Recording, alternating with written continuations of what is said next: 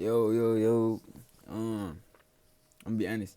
I don't know if using my wires enhance like my sound or whatnot, but I need to buy some microphones. Cause I be talking to my phone like I be recording myself on my phone, so I be feeling like I need it on a microphone. But that's beyond the point. Um, Shoot. Today I'm really just talking. So like, bro, I had an overwhelming moment today where I was at Walmart. I had told my girl so I'm gonna go to Walmart and get some groceries. I had my mama to send me a list, and she did. But I be needing to be specific, bro. Cause if you know me, bro, like I'm not a shopper, bro. Like I don't like standing in lines. I don't like walking around and getting my own stuff, cause like I be getting overstimulated easily. So so today I'm in Walmart, right? I'm walking. I'm looking at this list he got. Um and like it just didn't have the products on there. Like it had the food, but it didn't have the products. So like I'm over here on Google like looking up like what's healthy for me and everything. Bro, I'm talking about I'm getting so overwhelmed. There's so many people today too. I don't know why it's Martin Luther King Day, bro. We supposed to be celebrating my boy, my dog. But but nah, it's yeah, I don't know, bro. I don't know. I'm just talking. But yeah, I'm over again overstimulated, and like it's frustrating me to the point where like my head start hurting. So like my remedy, like I go play some music real quick. I'm like, bro, I'm gonna just pick up some stuff. So bro, I ended up picking up so much stuff. My cart OD full, cuz.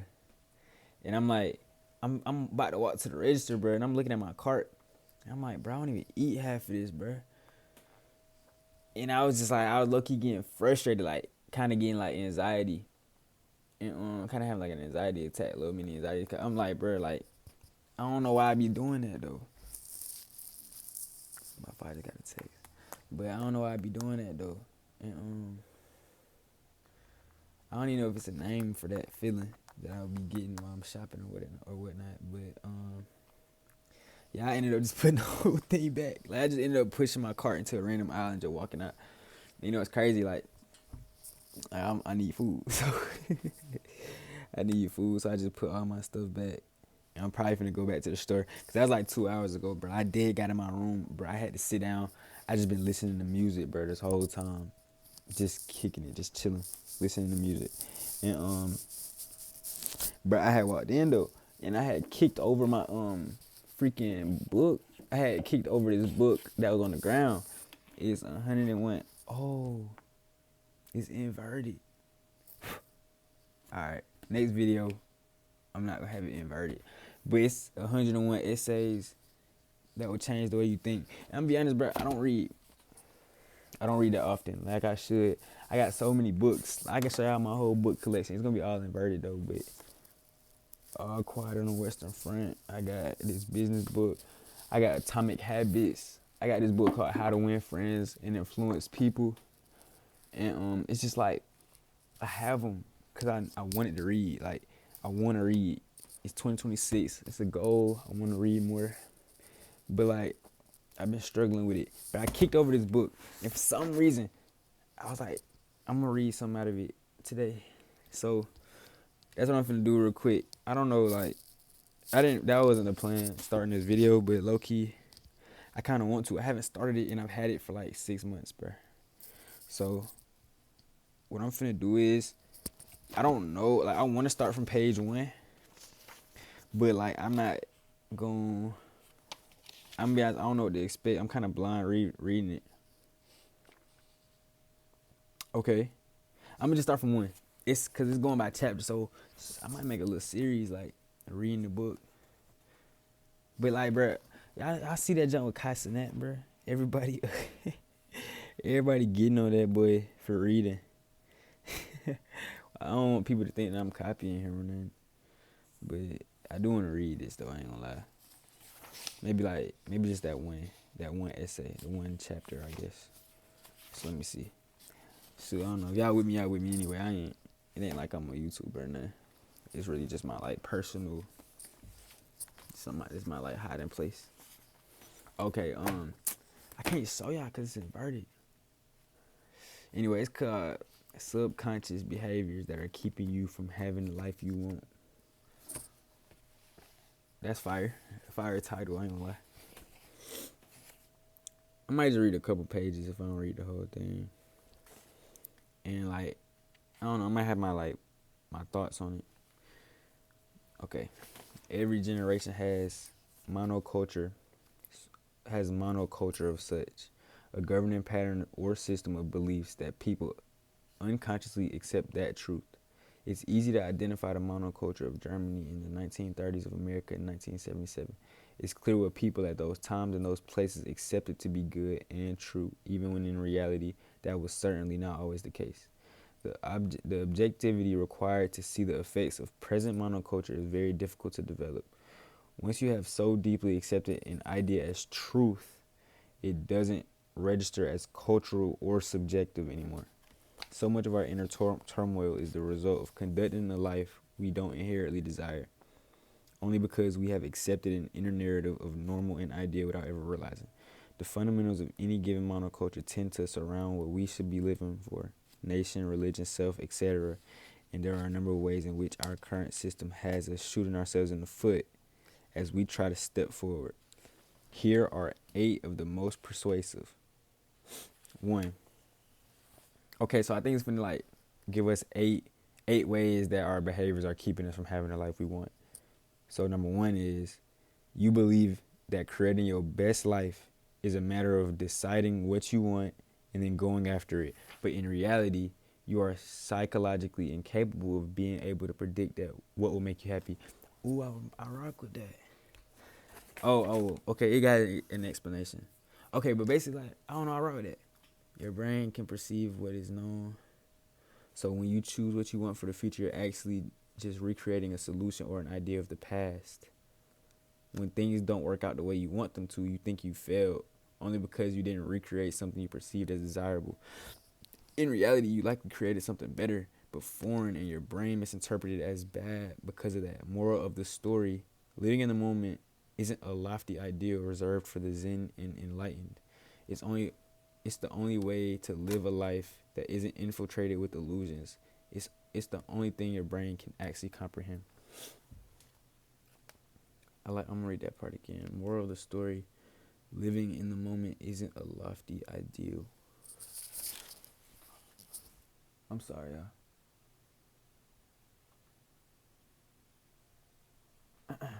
It says, I'm back one more time. Moral of the story: living in the moment isn't a lofty idea reserved for the Zen and enlightened. It's the only way to live a life that isn't infiltrated with illusions. Basically, living in the moment beats a curated type of lifestyle to try to live. Dang, that's real, bro. Cause I live that all the time. So with me, like, y'all know, like, I like playing. I like sewing. I'm in school and stuff like that. But I have my like kind of vision for how I want things to go. But like, bro, I've had that vision for the last 2 years. Like, I'm 20 now. I've been saying I want to do all this since I was 18, which I've started, yes. But I had a trajectory, and I feel like by me having that trajectory, it's kind of diminishing the journey, or diminishing the present day. So like, I'm in the present. Why am I like, I'm in the present. Why am I predicting 10 years when tomorrow hasn't came yet?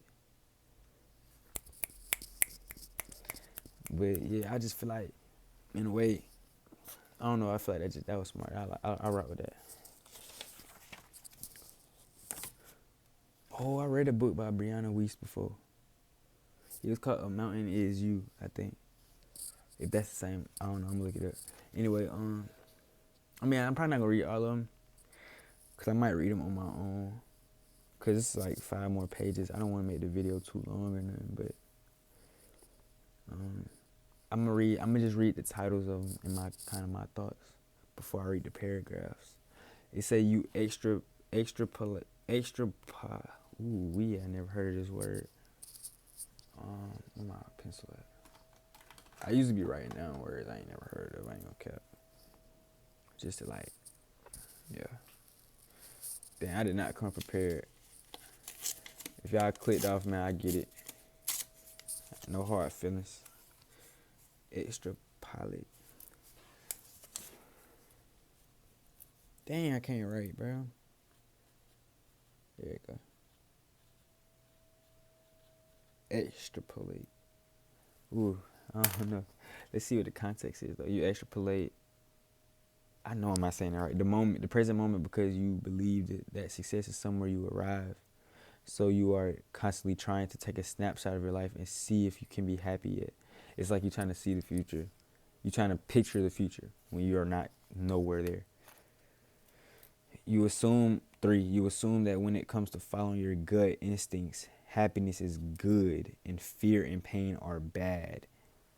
When you consider doing something that you truly love and are invested in, you are going to feel an influx of fear, mostly because it will involve being vulnerable. Bad feelings should not, hold on. They say bad feelings should not always be interpreted as deterrents. They are also indicators that you are doing something frightening and worthwhile.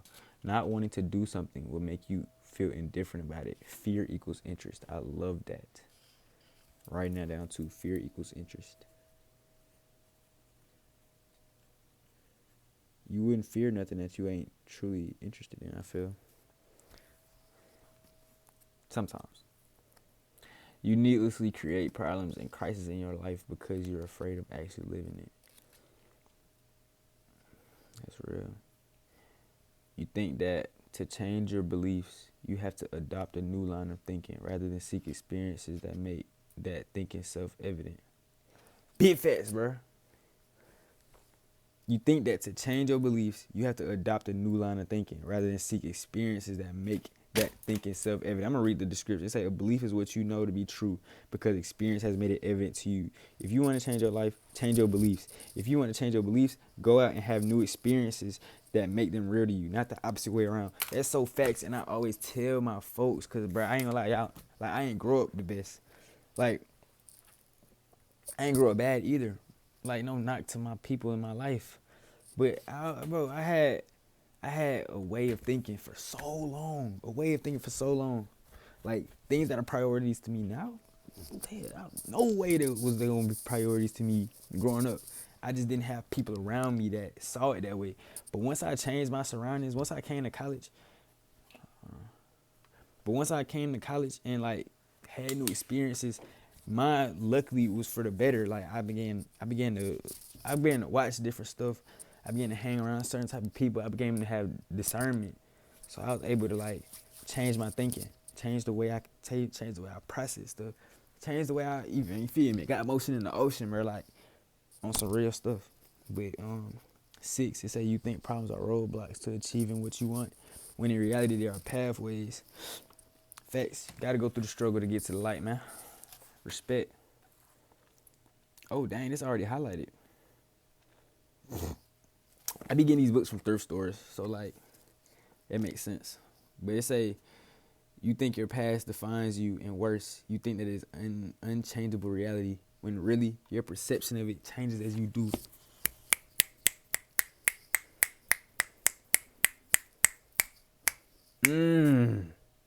It say your past define you, and worse, you think that is an unchangeable reality when really your perception of it changes as you do. Your perception of reality changes as you change.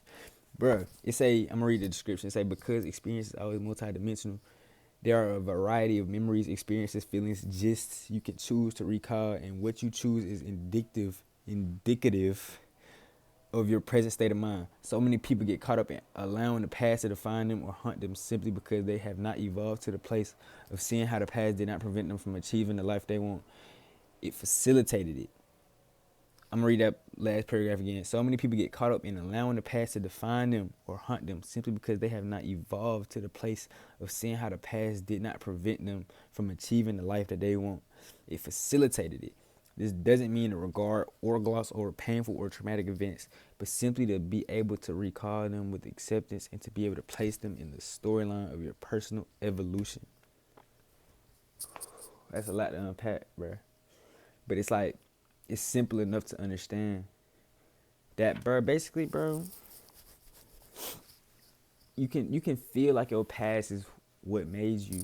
Like you can grow up in a bad area and feel like you a product of your environment, which you may be, but that product don't have to stay the same product. My fault, y'all. That's how you know it's a real video. I don't edit or nothing, bro. I don't be caring to do too much like that. I don't want to fabricate nothing. But honestly, bro, your perception of reality changes as you do. It's all the same thing. It's like live in the moment, live in the present. Don't dwell on the past. And if you do dwell on the past and have regrets, change the way that you are living now. And you will be able to break through those things. You might not be able to forget. You probably won't ever forget. But you'll be able to break through it. You won't be held back by it. And the last one is you try to change other people, situations, and things. Oh, my bad. You try to change other people, situations, and things when anger equals self-recognition. Most negative emotional reactions are identifying a disassociated aspect of yourself. That is just the common phrase that you put out the energy. You should put out the energy that you want to receive yourself. And if you are putting out negative energy, then that is the reflection that you are looking at yourself at. You look at yourself as a negative entity if you are giving out negative energy. Oh my God. Boy, I'm so hard, boy. Anyway, I'm going to read this little thing. It said the things you love about others are the things you love about yourself. The things you hate about others are the things you hate about yourself. I just said that, though. Okay, let's do it. Oh, wait. Oh, that's the end of the chapter. Cool, smooth. I ain't gonna lie. I would. This second chapter is called The Psychology of Daily Routine. Oh, my God. I need to read that, too. I don't know if I got time for that, though, bro. 17 minutes already is long. Low key, bro.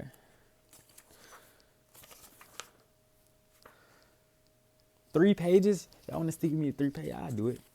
It's my channel. Who gonna tell me no? They say the psychology of the daily routine. I need this because I just made my daily routine. So, okay, it say the most successful people in history, the ones many refer to as geniuses in their fields, masters of their crafts, had one thing in common. Other than talent, most adhered to rigid and specific routines. Routines seem boring and antithesis. I don't know if that's how you pronounce it, so I'm gonna write it down. And I'm really gonna look these up for real. Don't think that I just be doing this for sure, y'all. I do it not even just to like, I do it to like, not even enhance my vocab. It's more just like if I see it again, I want to know what it means. Cause I hate reading a sentence and having to just guess, like, or yeah. I mean, I use basic comprehension, but yeah. It say happiness we infer comes from the perpetual seeking of more, regardless what it's more of. Yet what we don't realize is that having a routine doesn't mean you sit in the same office every day for the same number of hours. A routine could be traveling to a different country every month. It could be routinely unroutining. Oh, okay. It could be the point is not. I mean, my bad. The point is not what the routine consists of, but how steady and safe your subconscious mind is made through repetitive motions and unexpected outcomes. Whatever you want your day-to-day life to consist of, whatever you want your day-to-day life to consist of don't matter. The point is that you decide and then stick to it. In short, routine is important because habitualness creates mood, and mood creates the nurture aspect of your personality. Not to mention that letting yourself be jerked around by impulsiveness is a breeding ground for everything you essentially do not want. I like that right there. I want to read it again. It say routine is important because habitualness creates mood, and mood creates nurture, the nurture aspect of your personality. Not to mention that letting yourself be jerked around by impulsiveness is a breeding ground for everything you essentially do not want. Letting yourself be jerked around by impulsiveness. That means like, I interpret that as like allowing yourself to be, allowing your mind or allowing your action to be, I guess by impulsiveness, I take that as like doing things that you know you shouldn't do or doing things that you do. I don't know, bro. I just lost it, bro. Like, y'all gotta understand that. I get it, bro. I get it. I get what they're saying. I'm learning just like I'm not a teacher, y'all. I'm a student, just like you feel me. I feel like if y'all watching this, y'all a student too. We just learning together. Whatever, have y'all heard that and interpreted it? That's how I interpret it. I feel like I got it in my head, but I just can't say it in words, bro. But anyway, my bad. I know 20 minutes crazy. Most things that bring genuine happiness are not just temporary, immediate gratifications, and those things also come with resistance and require sacrifice. Yet there's a way to nullify the feeling of sacrifice when you integrate a task into the norm or push through resistance with regulation. These and all the other reasons why routine is so important, and happy people tend to follow them more. Your habits create your mood, and your mood is a filter through which you experience your life. You must learn to let your conscious decisions dictate your day, not your fears or impulses. Happiness is not how many things happiness is not how many things you do. Happiness is not how many things you do, but how well you do them. More is not better. More is not better, and that's with everything. It's like everybody just thinks that you do more, you get better. You lift more in the gym, you just gonna get stronger. It don't always work like that. Yes, you will get stronger, but you might get hurt if you lift too much. You gotta be precise, and you gotta be smart with how you move. Your more can't always be maximum. Dang, I just came up with that on the spot. I'm him. When you regulate your daily actions, you deactivate your fight or flight instincts because you're no longer confronting the unknown. Respect. I think they mean fight or flight by that impulsiveness. Like don't just do stuff. Don't just feel like, okay, I got time to do it, so I'm gonna just do it. Nah, stick to what you said you're gonna do. As children, routine gives us a feeling of safety. As adults, it gives us a feeling of purpose. Respect. You feel content. You feel content because routine consistently reaffirms a decision you already made. Big facts. You told yourself you're gonna do it, so you gotta do it. As your body self-regulates, routine becomes the pathway to flow. Just completely. Oh, my phone, I'm tripping. Last one. When you don't settle into routine, we teach ourselves that oh my bad, I'm gonna redo it. When we don't settle into routine, we teach ourselves that fear is an indicator that we're doing the wrong thing, rather than just being invested in the outcome. A lack of routine is just a breeding ground for perpetual procrastination. It gives us gaps and spaces in which our subconscious minds can say, well, you can take a break now, quote unquote, when in fact you have a deadline. But if you're used to taking a break at that point in time, you allow it simply because you always do. That was a great way to end it off, just by saying that, like, hey, do what you say you're gonna do, because it'll be more rewarding to yourself. Just because you normally go to work, come back and take a nap, don't mean that you have to do that just because that's what you were normally doing. It's like, okay, if you told yourself, I'm gonna go to work, come back, clean my room, or do all this, do all that, then take a nap, then do that. Don't take the nap before you do that, or don't take the nap and then go do something else and then go do that. Go to work, come back, do that, then take your nap, and you'll just feel much more accomplished. I feel like, and I can relate to that, bro, because it's been so many times I was like, okay, like I done did everything. Last thing I gotta do, I'm gonna rest a little bit before I do it. I end up resting and don't get done. Get pushed over to the next day. Now my schedule off. I don't even know what I'm gonna title this video. I'm probably gonna title it